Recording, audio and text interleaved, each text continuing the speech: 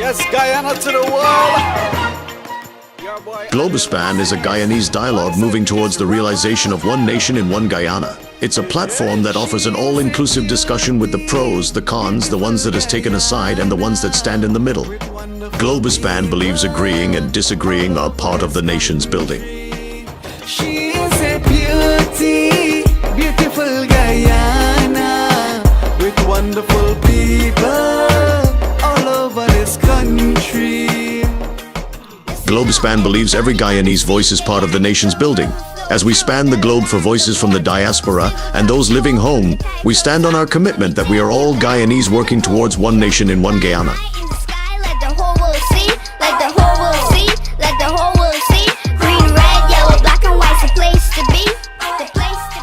As the world turns on its axis bringing changes, we as Guyanese must adapt to those changes for a better Guyana for all.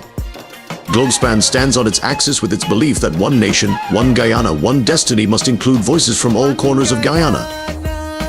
With many flavor, 6 different people blended together. Raise your flag high in unity, we're family with one destiny. Raise your flag high in unity. Gentlemen, viewers, listeners, welcome to another edition of Globespan 24/7, owned and operated by Mr. Nohar Singh, with Devin Bissoon as our technical operator. Tonight, we are discussing infrastructure development in Guyana, how we can make infrastructure better to improve development of Guyana. Our participants tonight is the AFC leader, Mr. Nigel Hughes, and Senior Counsel, Mr. Timothy Jonas. Now, neither one here is really representing their political parties, and I must inform the viewers and listeners that representatives of the ruling People's Progressive Party Civic and the opposition People's National Congress Reform were invited to partake and participate in tonight's proceedings, but they have declined. Before we begin the program, let me wish viewers and listeners a very happy Pagua Holi, which is on Friday, a national holiday in Guyana, and it's celebrated quite extensively in the diaspora as well. Thank you, gentlemen, for taking a very, very important time from your schedule, very, very busy schedule, to join us this evening. Let me begin by asking Senior Counsel, Mr. Timothy Jonas, just explain to us, what is infrastructure? Okay. That's actually an interesting question, and you caught me off guard, but I like the start, Vishnu, so thank you. First of all, good evening. Happy to be on this forum with Nigel. Now, one of the big failings in Guyana, and it's unfair to call it a failing because, quite frankly, we've been so poor for so long that we couldn't afford to do better. The revenue earned by the country has not allowed us to improve on the infrastructure that the British left us. But for me, the infrastructure is the underpinning of economic development. So it is first and foremost our defense against the sea, given that most of us are on the coast. And that includes not just the defense against the sea, but efficient drainage, because we also get heavy rainfall. It is the telecommunications, which are increasingly important with the advent of the internet and social media and the information age, since everything now, both work and play, it requires internet access through telecommunications. It is water, it is electricity, and last but not least, it is roads. Highways, bridges, and so on and so forth, right? Yeah. Mr. Hughes, you want to add anything to that? Infrastructure, what it means, what it involves? First of all, Vishnu, thank you so much for inviting me onto the program. I think this is the first time I'm actually appearing on Globespan. And it's my first encounter with you as well. Thank you very much. Thank you. Also, I think Timothy and I might have been in a program together, but Timothy did persuade me to come, so I want to thank him for this. The only thing I want to add to what Timothy said is that all of that has to revolve around organizing a society or a country or an enterprise. The rest of what he said, I'm fully in tune with. The big thing now is technology and artificial intelligence. That's now part of our infrastructure, because the whole modern economy of the world is going to be, to a very large extent, dependent on AI, and so that is now included in infrastructure. Yes, yes, indeed. And so, before we actually get it, by the way, for me, when I first came to the US in 1977, I was 16 years old. It was a fancy word for me. I never heard of the word infrastructure before, and until I studied economics, and then I knew what infrastructure was. So, as both of you rightly said, infrastructure has to do with roads, bridges, telecommunications, and so on and so forth. So what is the state of the infrastructure in Guyana at the moment before we talk about how to make it better? Mr. Jonas? Right. And you I could think pick each one of those things you talk about, the roads, the bridges, the highways. I think that to understand where we are now, we have to appreciate how we evolved historically. Please do. In the 1960s, I think it would be fair to say we were one of the more advanced of the English colonies infrastructurally in the Caribbean. Our sea defense and drainage system had evolved from the early 1900s when responsibility moved away from the independent estates to safeguard their own grounds to a state-managed sea defense network. So legislation was passed, and we saw the construction in the early 1900s of the seawall. Now, a lot of people see that seawall and talk about the Dutch and that kind of thing, but in fact, Yeah, I think it's a little earlier than the early 1900s. Not seeking to correct you, but I think the Dutch started that seawall a little earlier than that, but not quite. I just don't want I us hear to you. No, there's a book I'm going to share with you. In fact, I'll send you a copy that caught me by surprise. You see, the Dutch came first, we all know this, and the English followed. And each Dutch planter created his own sea defense. And each plantation was separated by a company path, which was state land. Now, we all know this. The company path was built up high, and each planter dug a canal on his side of the company path and used the material to build up the company path, which ended up to be the first line of defense against the sea. And the result of that was that if the plantation Bel Air flooded, as it did in 1918, the plantation next door wouldn't necessarily be flooded because the company path, which was a sea defense, protected against the water going there. What happened in the early 1900s is that whole machinery, so there were independent autonomous sea defenses for each estate. But I found a book called Casey's Defense. A Scotsman named Casey came down here in the first decade of the 1900s, and he was deputed to design our sea defense, and he wrote a book about it. So the groins that we see going out into the sea were his design, and those groins exist from the Essequibo going down to Berbice. And they were an enormous success because they trapped the silt that moved sideways along the current, along the shore. And by trapping that silt, they raised the level that side of the seawall and created a sea defense that we take for granted now. It was actually touted as the largest non-war effort, economically speaking, that Britain engaged in World War I. It was the largest effort at sea defense at the time, and it was their largest single expense. And well, you will know about the sea defense legislation of the early 1920s that formalized that. But what occasioned KC's coming down was that Bel Air was flooded, Vredenhoek was flooded, Buxton was flooded, and they could not believe when those groins were built how quickly the laterite movement of the ocean helped the buildup of the soil on that side of the seawall. and created what we take for granted now. So yes, the Dutch were here, the British came in 1802, but I will send you Casey's book that talks about that. And that's why I took that as the starting point. So where sea defense is concerned, the British left us in the 1960s with the cokers that we're all familiar with. Cokers are self-cleaning.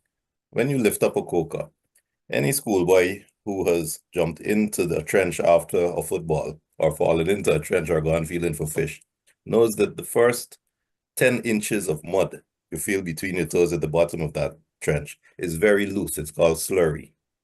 When you open a coker, that slurry washes out along with the flow of water. And in fact, in the off-season in Gaisuko in the old days and Bukas, chain gangs were used. So men tied themselves together with rope when you lifted up the coker, and they actually walked in that water and stirred up the slurry at the bottom so that the water drained out, carrying that slurry with it.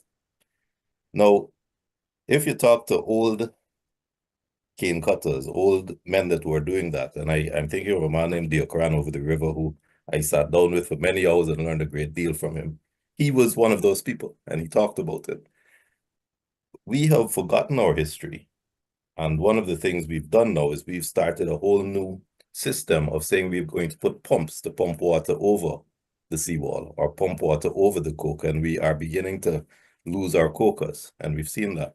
But if you think about when water is in a trench stagnant, and then from 1 or 2 points, you're just pumping water over, that slurry is accumulating, and we are therefore seeing a coastline that is much more prone to flooding than it should be, especially as we condemn more and more cokers going up the rivers. So I'm going to send you that book, Nigel. But I think that the reason I'm answering Vishnu in terms of the historical context is we have to appreciate what was there so that we can appreciate that it was done without electricity. It was done in a clever manner. When you had rain, and you had serious rain, the runoff was so fast that you were dry within hours at the next low tide. And we have to ask ourselves, why is it that with the smallest amount of rain now, Georgetown floods and remains flooded for 2 days? And the only way to do that is to understand the infrastructure that was there before and what we've done to compromise that infrastructure. His name was Gerald. Mr. Hughes, anything to add to that on the historic? No, in addition to what Tim said, we used to have a lot of big drainage canals. So Main Street, where the avenue is, was a canal. Camp Street, Carmichael Street, all those streets had canals. And what we've done is we've filled them up. So part of the drainage system going back again, a lot of that was holding space. So when you had excess rain, a lot of that held water until the low tide that went out. Actually, the old sugar estates had deep drains in certain places precisely for that purpose, so that the Cape wouldn't flood. And to support what Tim said, if you go back, and this is no criticism of the engineers in the Ministry of Works now, but they had a cadre of engineers in what would have been the Ministry of Works and its predecessor, who it was almost like a national passion, just trying to find engineering solutions, not just to drainage, but to infrastructure. I only call this gentleman's name because I knew him personally, Philip Alsop. In that department, they had a vision for not just drainage and infrastructure on the coast, but infrastructure development throughout the country. So, for example, when Guyana got its independence in 1966, they actually had a plan. Basic, no, I don't want to say basic, but they had a plan for development, how we were going to interconnect our resources to getting them to the port, how we were going to build out, for example, roads in the Northwest, Region 1. You can't drive from here to Region 1. And to get to the border in Lethem, you got to spend 15, 14 hours on a road. So those guys, when independence came, had a scheme. Bert Carter, I mean, I think he's a national treasure, quite frankly. When you speak to people like him, you understand historically the infrastructure foundation for Guyana. Bert can take you across almost every bridge in the city and tell you when it was established, why that bridge was put there. Actually, he used to do a tour.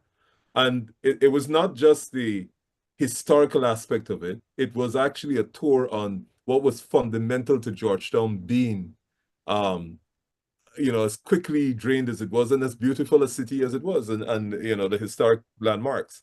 And I agree with him that we're not building on that. It's almost as if we've abandoned that and we think we've reinvented the wheel, but it's a square. So it's not rolling. And that's the shame. It's because we're paying for it. I mean, if you just think of the dollar per capita that we probably spend in sea defense, it's troubling. It doesn't have to be there. And we're not talking about how we're gonna develop and move forward and develop a modern city and have it drain. But that's all I want to add at this point.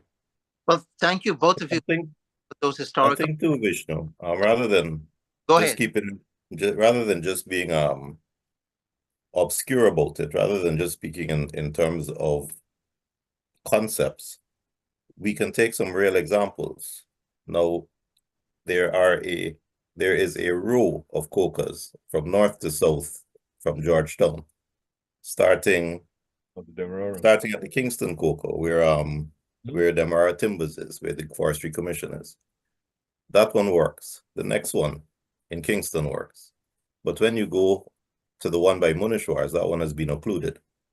If you go down to Sussex Street, that one is gone. It's condemned virtually. Meadowbank, gone. The next one, we're in Houston, where Shore Base is practically occluded at the mouth. So that what happens when rain falls is that we have been piecemeal redirecting canals, hoping that canals will flow where one canal went straight to a coke in a straight line so that the rush of water was clean. Now they're diverted and they're going at angles, and the cocas that are trying to accommodate these can't. There used to be 5 doors up at where the conservancy is. It's now 3. The same problem exists over the river. So what we need to understand is that if we inherited a good system, but now we're seeing flooding, it's time to ask ourselves why and how to fix it. And the truth is, you've got 2 lawyers and an academic sitting here.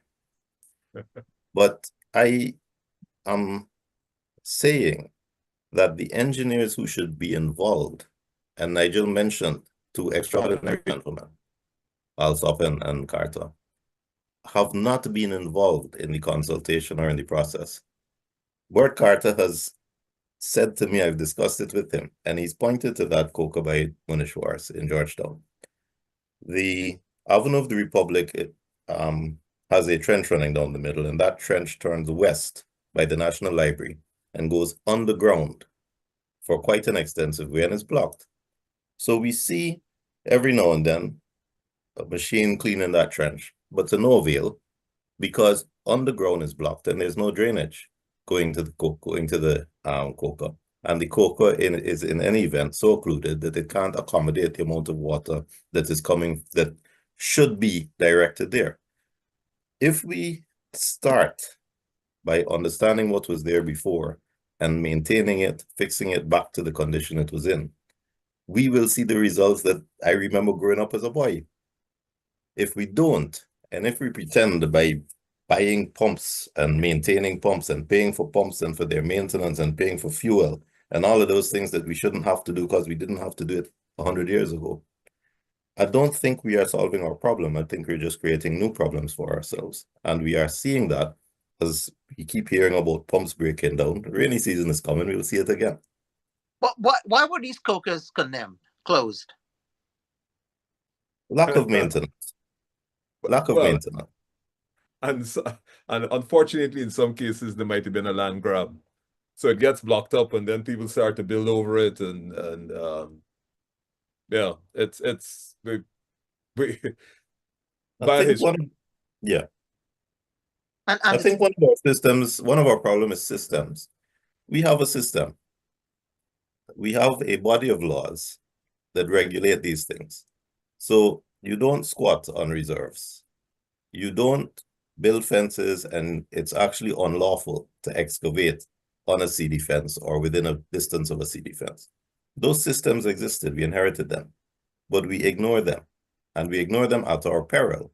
And we see that we're ignoring them in favor of people who are the favorites of those in power at the given time on both sides. And what happens then is that you'll have a situation like at Sussex Street, where just south of the GNIC area, the canal, the coke isn't working, and no one is doing anything about it.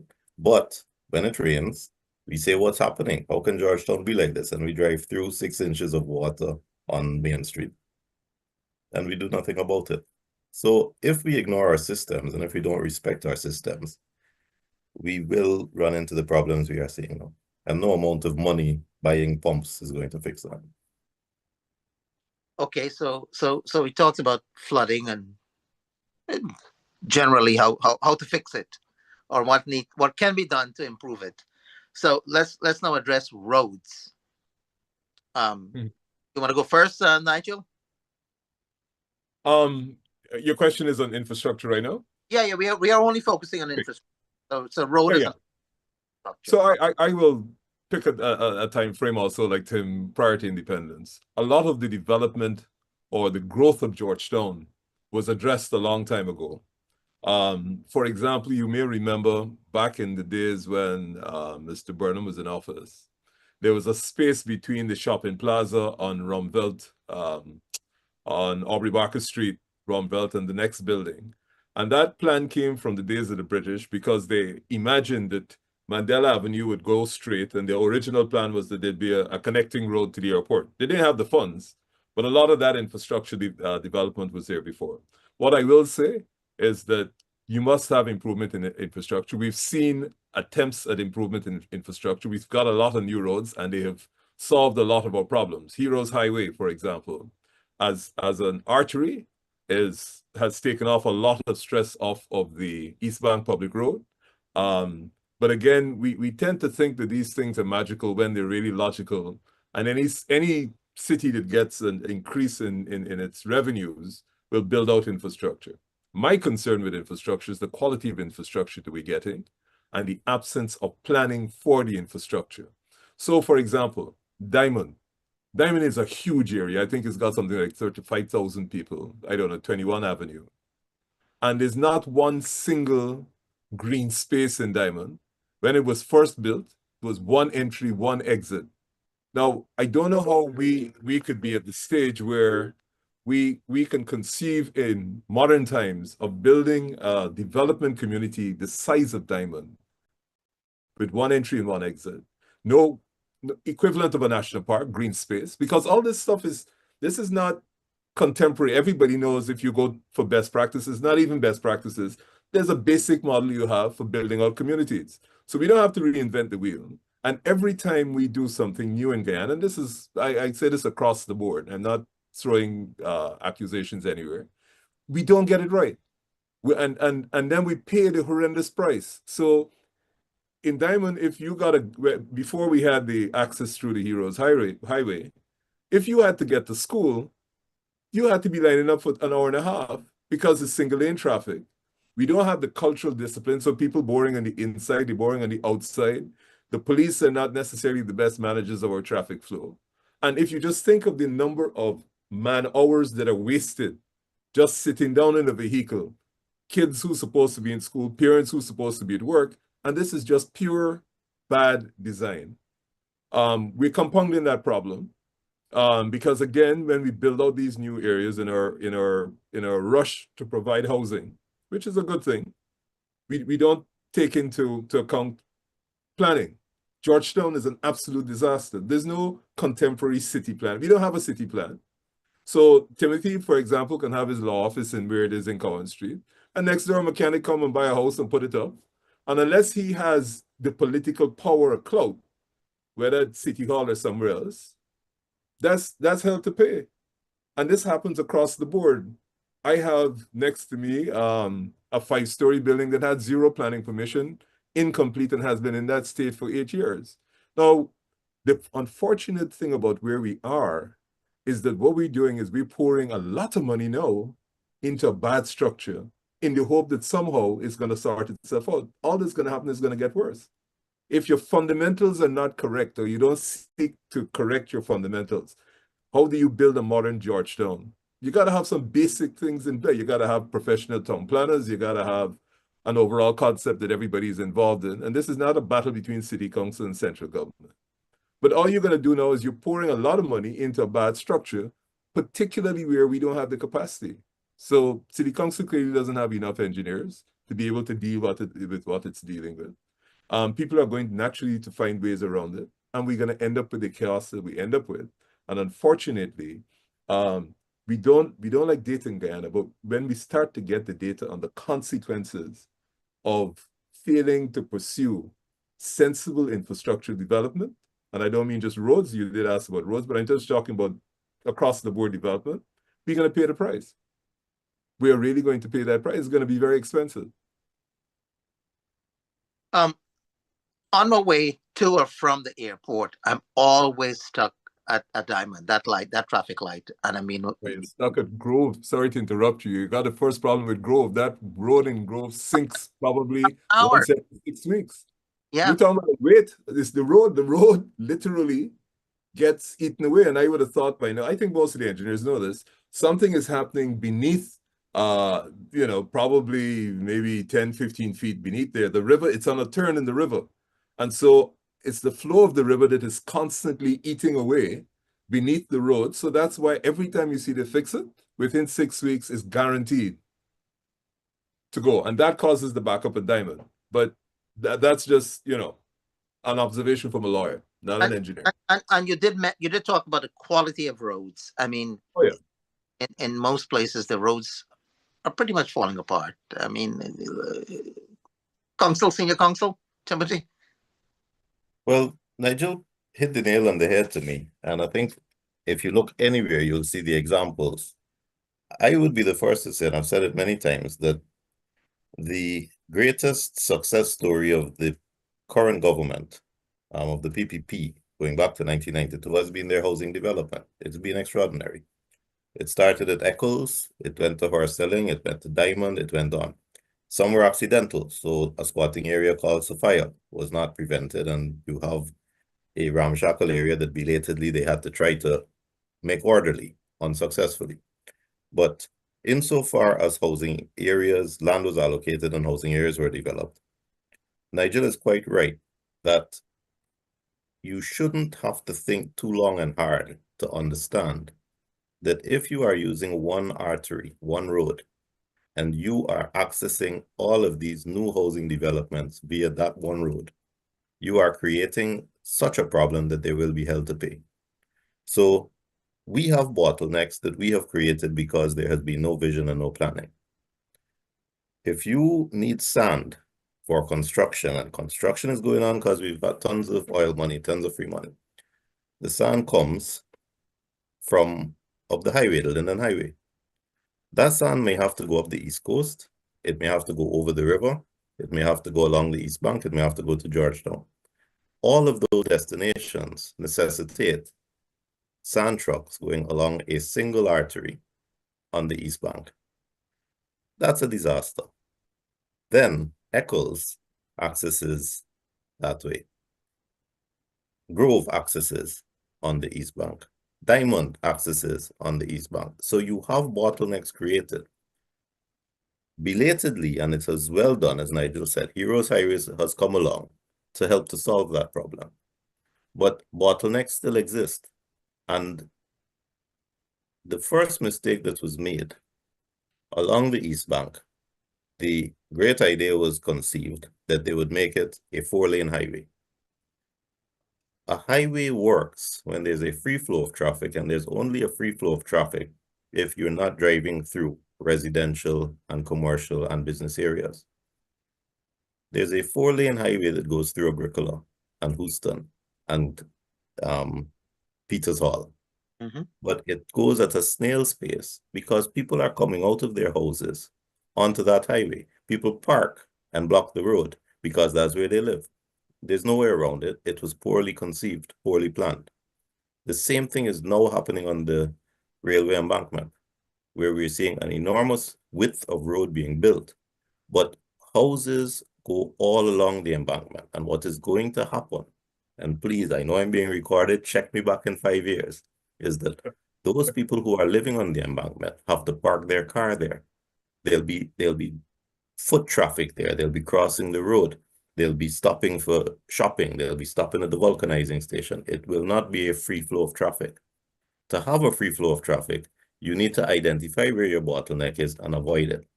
I would love to see a road, and I understand one is being planned. It should have been done first, not last. Because as Nigel says, I can spend an hour driving from Georgetown to LBI in rush hour. That should never be the case. You'll see the bottleneck. There's a bottleneck at the Demar Harbor Bridge. There's another one at the Grove. There's another one at Diamond. And you build an entirely new road that goes through unobstructed where people aren't living. So there's a free flow of traffic. Anyone who envisages a highway in the States or in England understands what I'm saying. You've got grass on either side. You don't have foot traffic. You don't have pedestrians, and you have a free flow on the highway.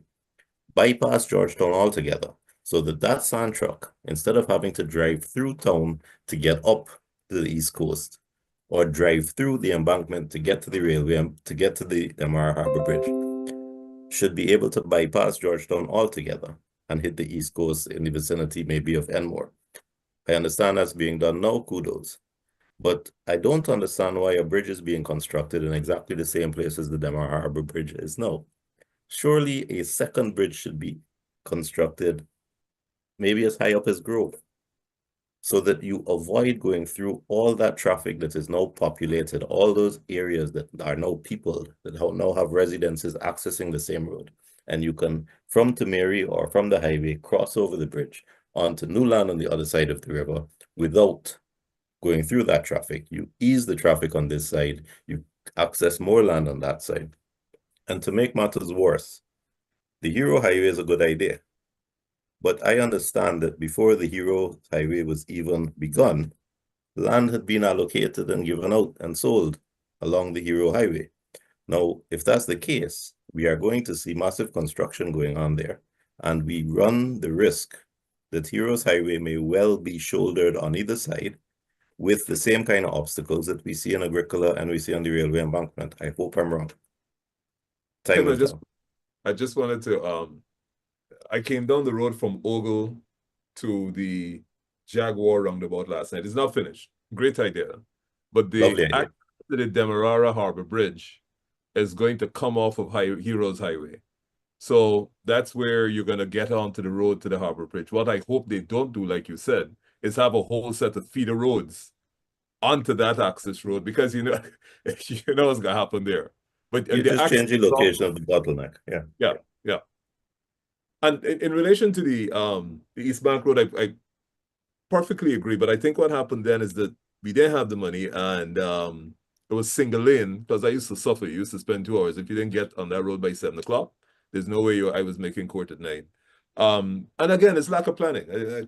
I forgive me for repeating what Tim has said. That's what frustrates, I think, most people across the political divide in Guyana, is that we never approach our challenges, and they're not particularly complex, with any sense of being driven by data and have a plan. Now, Nigel spoke about the quality of the road. Right. And again, we go back to systems.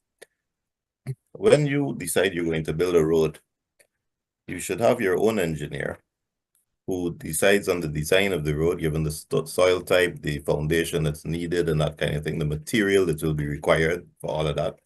The depth. And gives an estimated price. Mm-hmm. You then invite the bids, and the bidder closest to that price should win the bid, assuming that he's pre-qualified otherwise. As you're going along building the road, that engineer should be monitoring your performance to ensure that if it needs 12 inches of sand, and then 12 inches of loam, and then 5 inches of asphalt, that is what you get. He should be monitoring the shoulders of the road to see how those shoulders are protected. Now, every Guyanese driver knows that when you're driving on these new roads and you go to the edge of the road to the shoulder, you're already seeing that the asphalt has worn down and sunk into a hole as the underlying foundation has squelched out to the side. Every Guyanese knows what I'm talking about. So in wet weather, you see a puddle there, and in dry weather, you see a depression. when the depression is big enough, the asphalt is compromised, it loses its structural integrity, and you have mud again. There's no effort to understand that with our soil type, the shoulders of the road need to be safeguarded. They need to be protected, as is happening, albeit untidily, on the Thomas Lands Road now, so that the shoulders are concrete. There's no appreciation of that. And I challenge anybody to tell me that I'm wrong. That when you drive down Sheriff Street, which is a road that's just a couple years old now, you feel like you're on water. You got waves, you got up and down, you got all kinds of problems on that road. If you go about the roundabout at Kitty, again, you feel as if you're going down waves, up and down. We need to be more careful in how we build the roads, and we need to follow our engineers' advice. And I'll tell you something. I am aware that the minister responsible or the people in power will go, because a road is a sexy thing. It's nice politically to say, look what I've built for y'all. And they will go and say to the engineer, this road must be finished in 6 weeks. No inquiry as to if the design has been done, if the drainage has been considered so that the road doesn't flood or doesn't wash away underneath, nothing like that. And the engineer has got to keep his job. We'll give you a road in 6 weeks.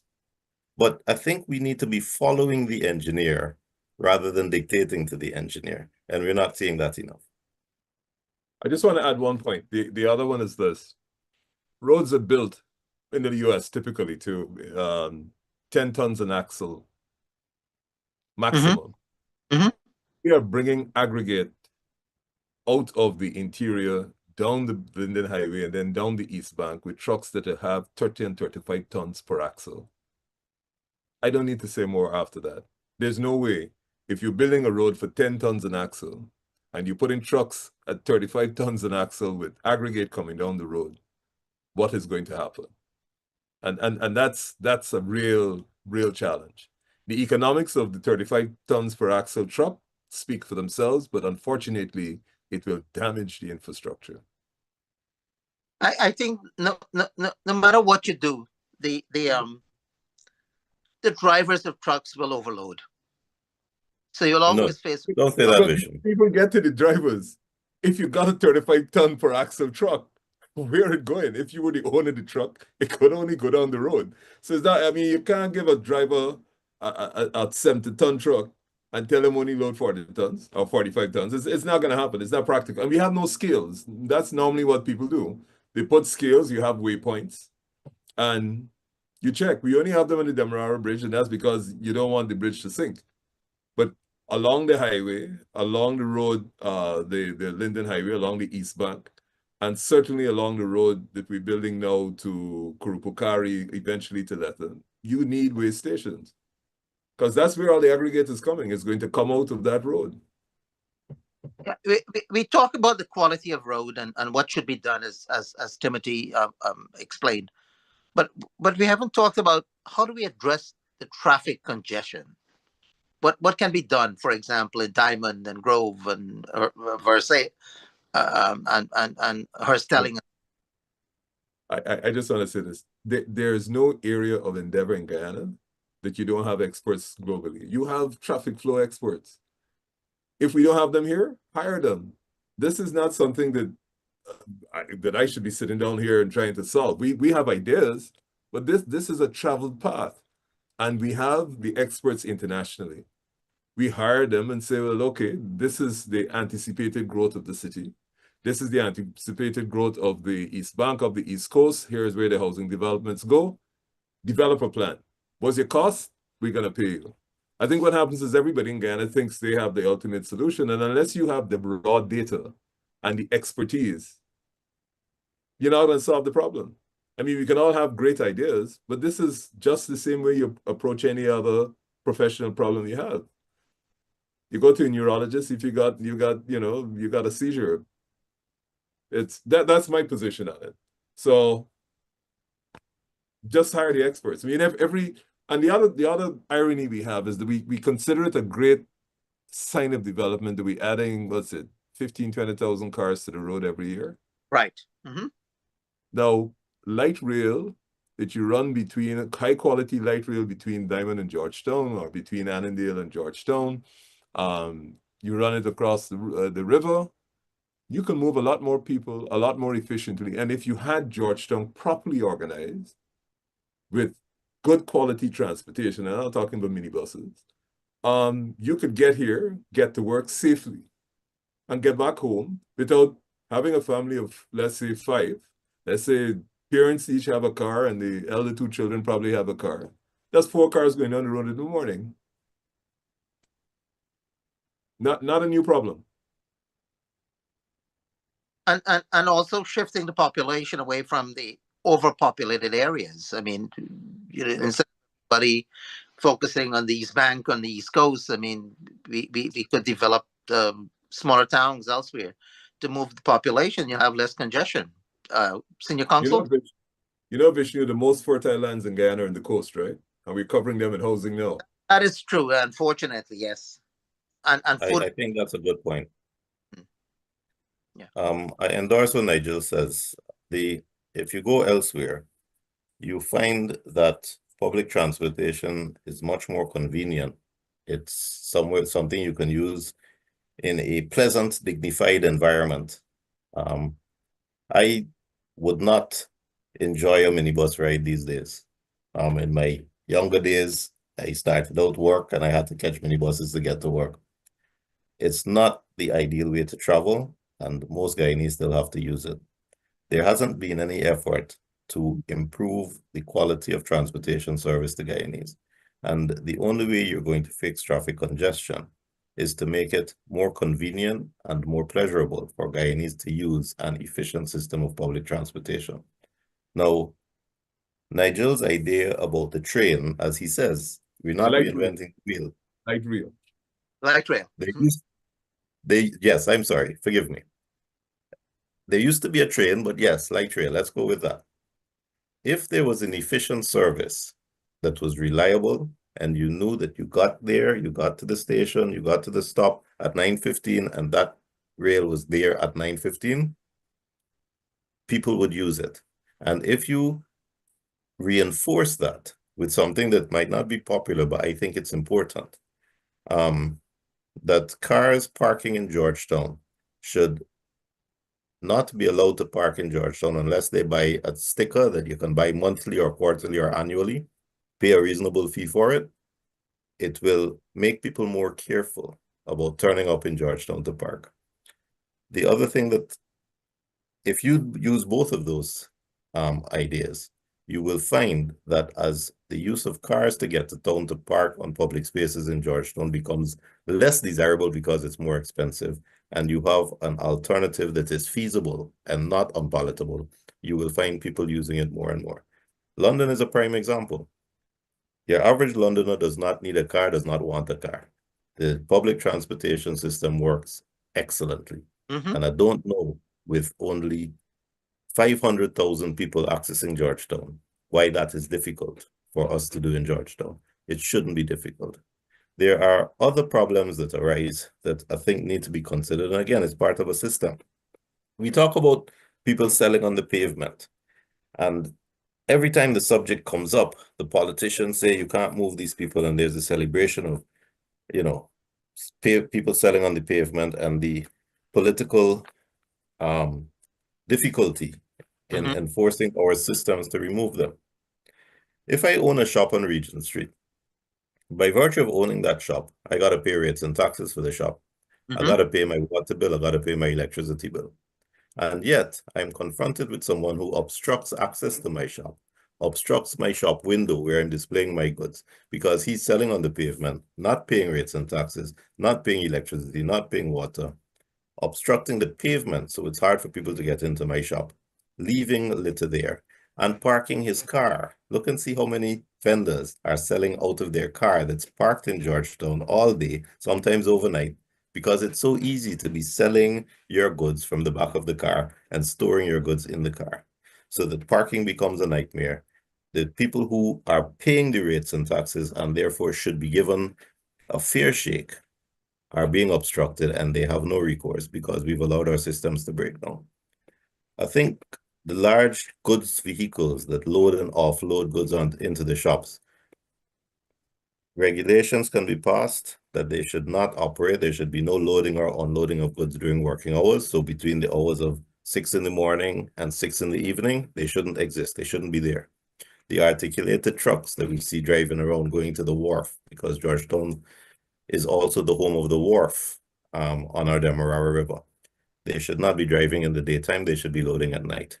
And with some simple measures, you can ease the congestion that exists on a day-to-day basis. But I do like Nigel's idea as well of the alternative means of getting to town.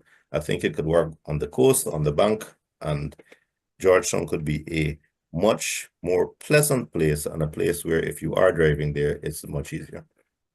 We do need better infrastructure from the interior into the outside of the city, if not the city itself. And there have been so many accidents, loss of lives, loss of goods, trucks toppling over. Certainly that needs to be addressed as well. I think there is a plan to build a road from, I don't know, is Linden to the interior somewhere? Linden to Lethem. It's, Okay. it's not quite a way. They're going to Demerara Woods Place first. That's the first phase. Mabura. The first phase is Mabura. I think the Brazilians have been willing to fund that road for years. The Brits have funded the part that is being built at the moment. But that to me is almost a no-brainer. What we should be concentrating on is bilateral trade treaty with Brazil and working the mechanics of them moving goods either by road or by rail from Manaus to Georgetown, which is 18 to 20 hours, as opposed to spending 5 days going up the Amazon. And with climate change, is probably likely to take a little longer. And that's where we should be concentrating our efforts on how we make that one of our economic non-oil ventures, because we got to generate income outside of oil. Our non-oil concentration has to be significant. So for me, that's the fundamental purpose of our infrastructural development now. It has to be to find a way to support our traditional revenue earners, mining, timber, agriculture. And the road from Brazil is good, yes, but we just talked about bottlenecks. And there was long ago a cattle trail from Lethem that went up to Berbice. Bari. I'm sorry? Abari. Yes. Now, Berbice, the Berbice River, has potential as a port. If we open a gateway to Brazil, the amount of traffic that we will see accessing the Atlantic Ocean and the Caribbean Sea will be much larger than we are thinking now. And we already have bottlenecks. So if we're accessing from Brazil, we need to find another place so as not to make the Georgetown situation worse. No, Timothy, I wasn't suggesting Georgetown at all. I think the overall development plan for Guyana, Berbice is the logical location for that. And you can't have a floating bridge in the mouth, and the port is south of the bridge. So, but again, Vishnu, you see, you need a national development plan that everybody commits to in the long term, and it got to be a 10, 15-year plan. It can't be Timothy wins today, he come in and he decide he put in the port in in Berbice, and then next week I come and I say, no, we putting it in the Essequibo River. We just can't afford that. It's even with the money we have, you got to have a national plan. Now, I think Nigel just hit the nail on the head. A national plan, 10 or 15 years plan. How do you do that when you got two large parties that don't talk to each other? And when the difference between them is so small that they're winning by 5,000 votes. When each party is in power, they do what they want dictatorially. So we saw Amalia Falls being developed by the unilateral decision of the PPP. And when the PPP found themselves in a minority in Parliament, where they could no longer appear in Parliament and dictate how the money was to be spent, the purse strings were cut, Amalia Falls shut down. The only way you can have a national project and a national development plan long-term that you are sure will run seamlessly, continuously, without hiccups, is where both sides agree to it. As long as we have only one side dictating what's going to happen, we are going to have a disaster and we can't afford it. So we saw Amalia Falls start, millions spent, Amalia Falls shut.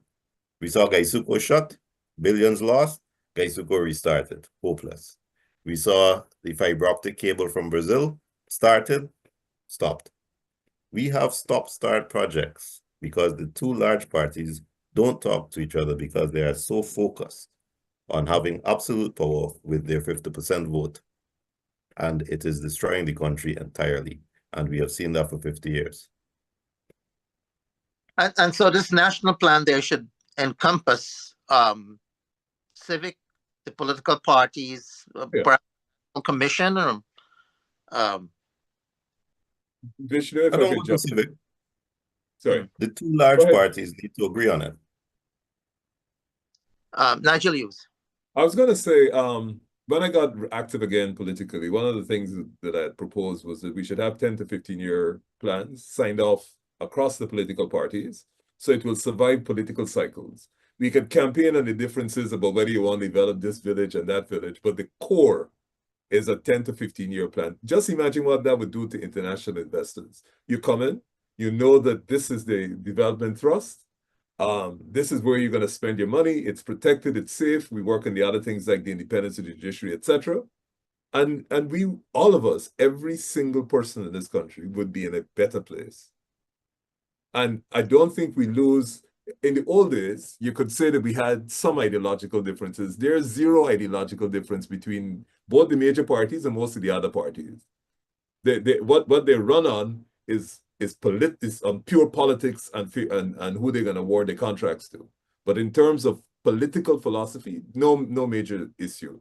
And my point is, if we don't have a major political issue, and if we agree on some core areas, the economy is one of them, alleviation of poverty, and education, of course, to me is the most important, let's do it and let's sign off. Because otherwise, like Timothy said, you know, we're wasting time. We're really wasting time. We haven't spent any time discussing airports. We have two international airports, that major one Timeri and the smaller one at Ogle. Certainly we do need more airports, don't we? A regional airport, perhaps one in Essequibo, one in the Quarantine, that could make traveling easier, faster, especially for people coming from the diaspora who may not want to spend a day and a half traveling, for example, to Crabwood Creek.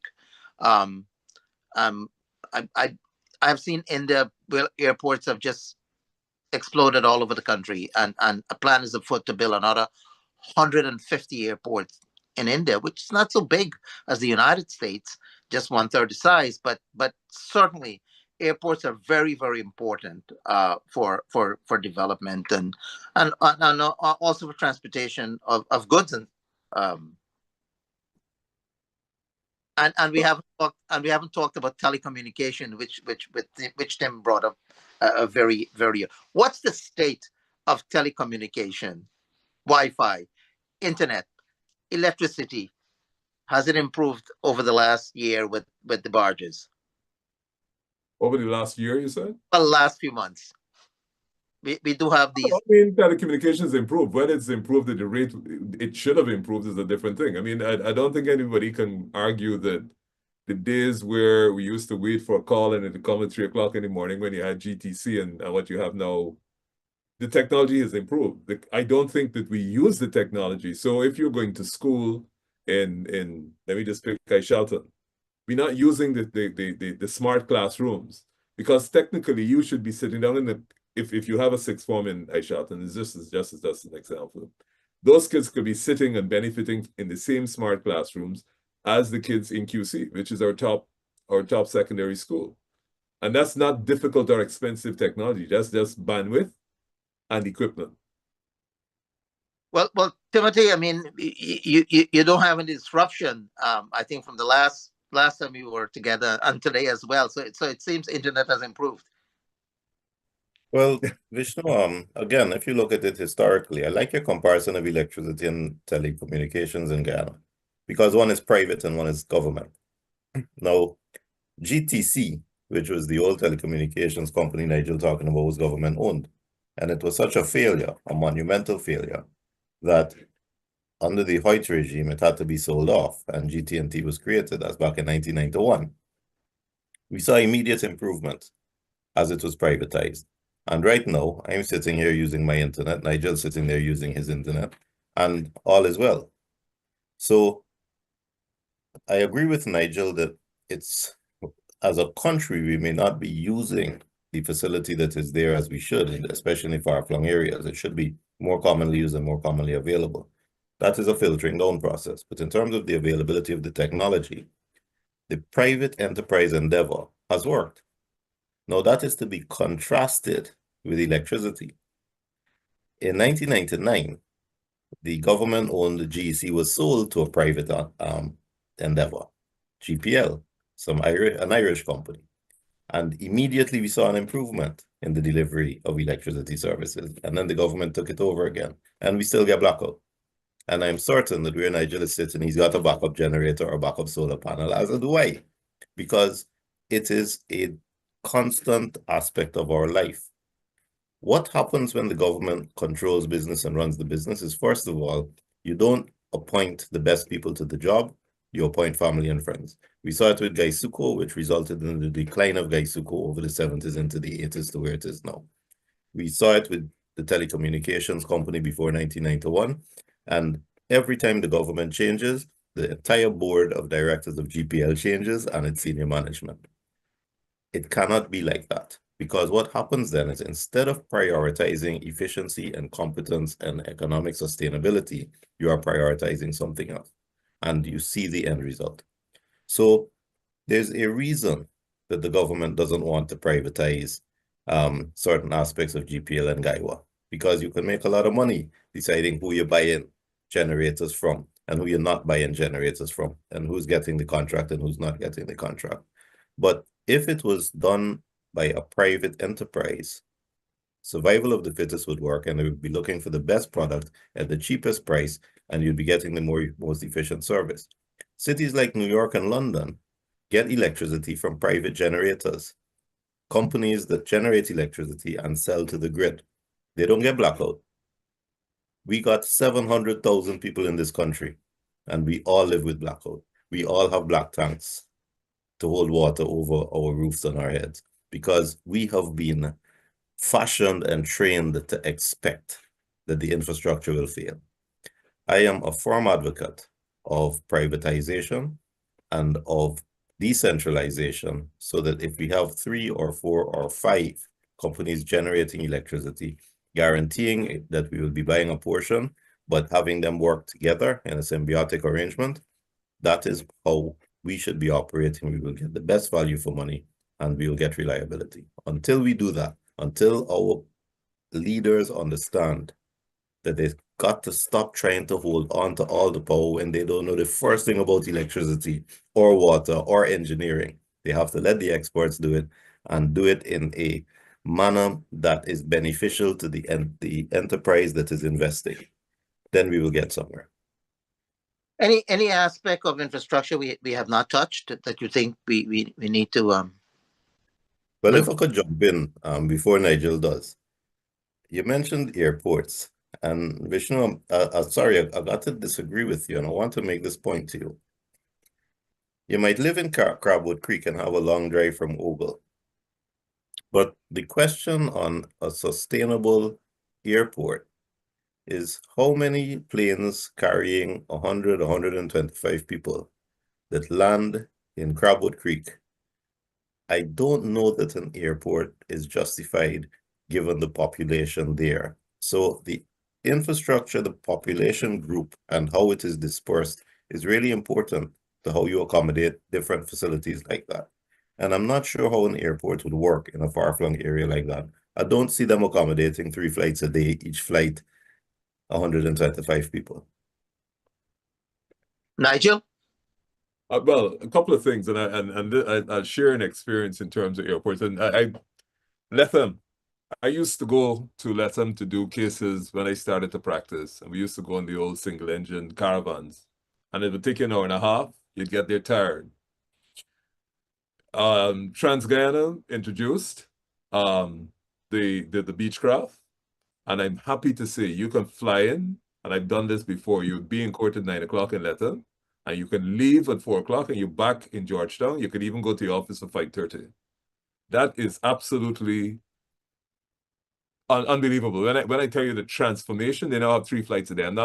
I'm just saying that, they have 3 full flights. So I support Tim's point. It's got to be driven by the economic data. And so I believe that Guyana actually has more takeoffs and landings than any other airport in the Caribbean. And the reason for that is the only way you can get to Camarang or you can get to Northwest at the present moment is by flying. Now, where we fall down is the quality of the facilities at the airports at the landing strips. So literally you walk off the plane, sometimes when you land, they got a cow there and they got that aspect of it needs to be driven. But I believe the market needs to govern it. But I will say this, perhaps one of the points that I will differ with Tim, is that I think there are areas where private enterprise may not want to go, but which are crucial for development.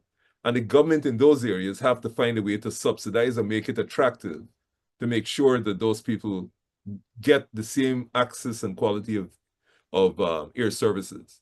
Linden, for example, prior to the expansion of Timeri, had the longest airport runway in the country. Came from the days when the bauxite people were there, the execs used to fly in and land there. We just have to look at the National Development Plan and work out where are the areas we're going to fly to. Because each and every airline company at Ogle is doing well on the domestic market alone. So we don't even have to concentrate on the international. Let us see how we can develop competitiveness. One of the challenges and you get great produce coming out of Paramakatoy, is that you can't bring it to Georgetown because the road's bad. If you bring it out tomatoes, for example, they're no good when they get here.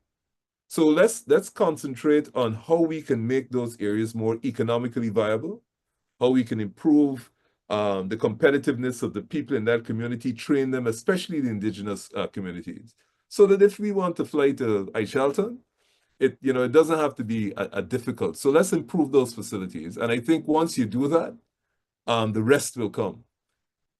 Lethem particularly, once that road to Lethem is there, and those guys are coming down from Manaus with the trucks, different areas of business will develop that people haven't even anticipated, because you're going to have a free zone there.